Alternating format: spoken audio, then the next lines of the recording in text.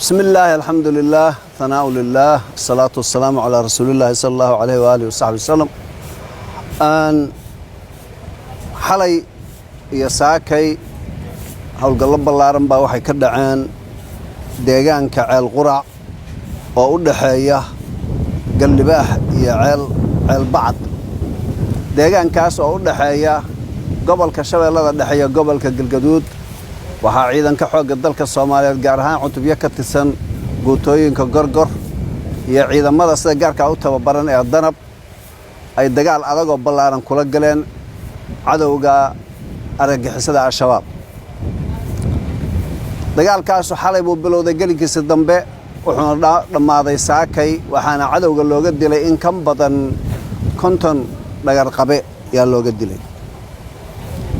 15 bisha tan waxaa saasoo kale dagaal ballaaran ka dhacay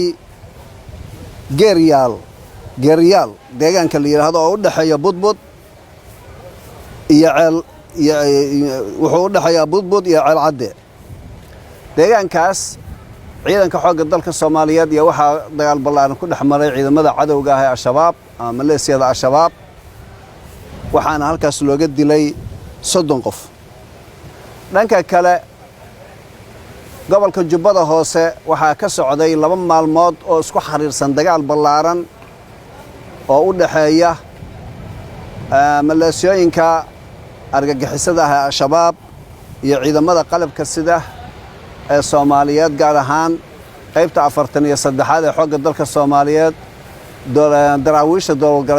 dowlad goboleedka Jubbaland iyo cutubyo ka tirsan ciidamada gaarka ah ee danab iyo saaxiibadooda oo hawada ka caawinayay labada maalmood oo xoogga ah dagaalkaas wuxuu ka socday meel yahda Weelmarow waxay 40 kiiloomitir u jirtaa degmada Afmadow waxa halkaas cadawga looga dilay 100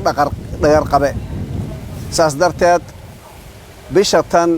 ama toddobaadkan aan ku jirno waxa cadawga laga dilay in ka badan 200 baan dhihi karnaa oo kamida maleesiyada al-shabaab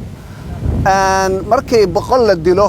waxaa caadi ah 120 kala fursada ka baxdo dhaawac noqota mar walba dhaawac dhimashada waa ka badan yahay kontan hadii la dilo 60 ama 70 baa dhaawac noqota saas darteed waxaan dhihi karnaa in ku dhadhow